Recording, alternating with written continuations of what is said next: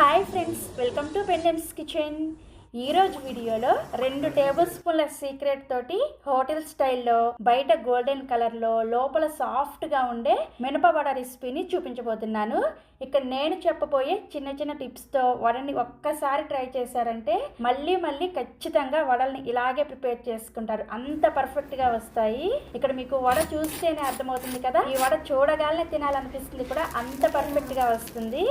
So ఇక ఏమాత్రం ఆలస్యం చేయకుండా పర్ఫెక్ట్ వడల్ని మనం ఎలా ప్రిపేర్ చేసుకోవచ్చో వీడియోలోకి వెళ్ళి చూసేయండి. ఫస్ట్ మనం వడల పిండిని ప్రిపేర్ చేసుకోవడానికి ఇలా ఒక గిన్నెని తీసుకొని ఇందులోకి 1/3 కప్పు మినపగుళ్ళని వేసుకోండి. మీరు ఇక్కడ తీసుకునే మినపగుళ్ళు ఒక గిన్నెతో కానీ గ్లాస్తో కానీ కొలుచుకొని తీసుకోండి. ఇక్కడ నేను మెజరింగ్ కప్లో 250 ml కప్పు ఉంటుంది కదా, ఆ కప్పుతోటి 1/3 కప్పుల మినపగుళ్ళని తీసుకున్నాను. నెక్స్ట్ ఇందులోకి 2 టేబుల్ స్పూన్ల బియ్యాన్ని వేసుకోండి. మీరు ఇక్కడ సోనా మసూరి బియ్యాన్నైనా వేసుకోవచ్చు, రేషన్ బియ్యాన్నైనా వేసుకోవచ్చు, ఏవైనా సరే పచ్చి బియ్యాన్ని వేసుకోవాలి. ఇలా బియ్యాన్ని వేసుకోవడం వల్ల వడ పై లేయర్ అనేది క్రిస్పీగా వస్తుంది, అలాగే వడ కూడా చాలా రుచిగా ఉంటుంది. వీటిని శుభ్రంగా కడిగేసి మళ్ళీ తిరిగి నీళ్ళని పోసుకొని ఒక 4 గంటల సేపు నానబెట్టుకోండి. అంతకన్నా ఎక్కువ సేపు నానబెట్టకూడదు. దీని మీద మూత పెట్టేసి పక్కన పెట్టేసుకోండి. నెక్స్ట్ ఇప్పుడు ఇంకొక గిన్నెని తీసుకొని ఇందులోకి మీరు ఇందాక ఏ కప్పుతో అయితే మినపగుళ్ళను కొలుచుకొని తీసుకున్నారో అదే కప్పుతోటి 3/4 కప్పు పొట్టు ఉన్న మినపప్పుని వేసుకోండి. ఖచ్చితంగా ఇలా మినపగుళ్ళని అలాగే మినపప్పుని వేసుకుంటేనే మీకు వడ అనేది చాలా చాలా రుచిగా వస్తుంది. తప్పకుండా వేసుకోండి. ఈ మినపప్పులో కూడా నీళ్లు పోసేసుకొని మూత పెట్టేసి ఒక 4 గంటల సేపు నానపెట్టేసుకోండి. సో 4 గంటల తర్వాత మినపగుళ్ళు చక్కగా నానిపోయాయి, అదేవిధంగా పొట్టు మినపప్పు కూడా చక్కగా నానిపోయాయి. ఇప్పుడు ఈ పొట్టు మినపప్పుని గట్టిగా పిసుకుతూ ఇందులో ఉన్న పొట్టుని ఒక 80% వరకు తీసేయండి. పొట్టు మొత్తాన్ని కూడా తీసుకోవద్దు. పొట్టు మొత్తాన్ని తీసేసారంటే వడ అంత రుచిగా రాదనమాట. ఒక 80% తీసేసి ఇలా ఒక 20% వరకు పొట్టును ఉంచుకోండి. అప్పుడు మీకు వడ అనేది చాలా రుచిగా వస్తుంది.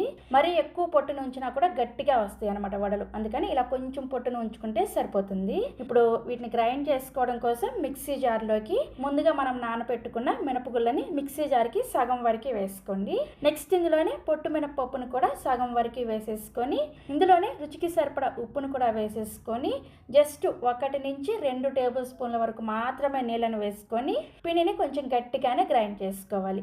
కంటిన్యూగా మిక్సీని ఆన్ చేసి గ్రైండ్ చేసుకోకుండా మధ్య మధ్యలో ఆఫ్ చేసుకుంటూ ఆన్ చేసుకుంటూ పిండిని కొంచెం లైట్గా బరకగా గ్రైండ్ చేసుకోండి. అప్పుడు మీకు వడ పైన బాగా కరకరలాడుతూ వస్తుంది అనమాట. పిండి గ్రైండ్ చేసిన తర్వాత పర్ఫెక్ట్గా గ్రైండ్ అయిందా లేదా చూసుకోవాలనుకుంటే ఒక చిన్న గిన్నెలో కొద్దిగా నీళ్ళని తీసుకొని మీరు గ్రైండ్ చేసిన పిండిలో నుంచి కొద్దిగా పిండిని తీసుకొని ఇలా ఈ నీళ్ళల్లో వేసుకున్నారంటే పిండి చూసారా నీళ్ళ పైన ఇలా చక్కగా తేలాలన్నమాట. ఇలా తేలింది అంటే పిండి చక్కగా కరెక్ట్గా గ్రైండ్ అయిందని అర్థం. ఒకవేళ పిండి ఇలా నీళ్ళ పైన తేలకుండా నీళ్ళకి అడుగు భాగానికి వెళ్ళిపోయింది అనుకోండి, పిండి ఇంకా గ్రైండ్ చేసుకోవాలని అర్థం. అప్పుడు మీరు పిండిని ఇంకొక 2 నిమిషాల పాటు గ్రైండ్ చేసుకుంటే సరిపోతుంది అనమాట. సో నాకైతే పిండి పర్ఫెక్ట్గా గ్రైండ్ అయిపోయింది.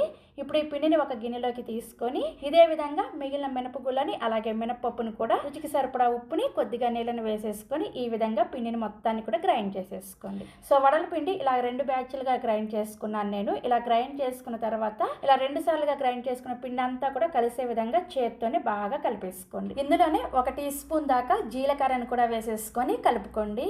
ఇలా కలుపుకున్న తర్వాత మూత పెట్టేసి ఈ పిండిని ఖచ్చితంగా కనీసం ఒక అరగంట సేపు అయినా సరే ఫ్రిడ్జ్లో పెట్టుకోండి. పిండిని గ్రైండ్ చేసిన వెంటనే వేసిన వడకన్నా కూడా పిండిని ఒక అరగంట సేపు ఫ్రిడ్జ్లో పెట్టుకొని ఆ తర్వాత వడ వేసుకున్నారంటే చాలా క్రిస్పీగా మంచి కలర్లో చాలా రుచిగా వస్తాయి. తప్పకుండా పిండిని ఫ్రిడ్జ్లో పెట్టేసుకోండి. ఇలా పిండిని గ్రైండ్ చేసిన వెంటనే ఫ్రిడ్జ్లో పెట్టుకోవడం వల్ల ఒకవేళ పొరపాటున పిండిని కొంచెం పలచగా గ్రైండ్ చేసుకున్నా కూడా పిండి చక్కగా సెట్ అయిపోతుంది అనమాట. సో అరగంట తర్వాత ఇప్పుడు గారెలను వేసుకోవడం కోసం స్టవ్ మీద కడాయిలోకి డీప్ ఫ్రైకి సరిపడా నూనెని పోసుకొని బాగా వేడి చేసుకోండి. నూనె బాగా వేడైన తర్వాత ఇప్పుడు ఇలా ప్లాస్టిక్ కవర్ని కానీ అరిటాకును కానీ ఏదో ఒకటి తీసుకొని దాన్ని ఈ విధంగా కొంచెం తడి చేసుకొని మనం ఫ్రిడ్జ్లో నుంచి తీసిన ఈ పిండిలో నుంచి కొద్దిగా పిండిని తీసుకొని ఫస్ట్ చేతిలోనే బాల్ లాగా ప్రిపేర్ చేసుకున్న తర్వాత ఈ విధంగా ప్లాస్టిక్ కవర్ మీద ఈ పిండి ముద్దను పెట్టేసి తడి చేత్తోనే లైట్గా ప్రెస్ చేసేసి మధ్యలో ఇలా చక్కగా హోల్ పెట్టేశారంటే మనకి వడ షేప్ కరెక్ట్గా వస్తుంది అనమాట.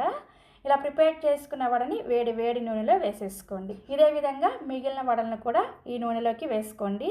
కడాయికి సరిపడా మాత్రమే వడలను వేసుకోండి. మరి ఇరుకిరుగ్గా వేసేసుకున్నారనుకోండి ఈ వడలు ఒకదానికొకటి అతుక్కుంటాయి అనమాట. అలాగే ఇలా ప్లాస్టిక్ కవర్ మీద అయితే ప్రతి ఒక్కరు కూడా ఫస్ట్ టైం ప్రిపేర్ చేసే వాళ్ళైనా సరే వడల్ని చక్కటి షేప్లో ప్రిపేర్ చేసుకోవచ్చు.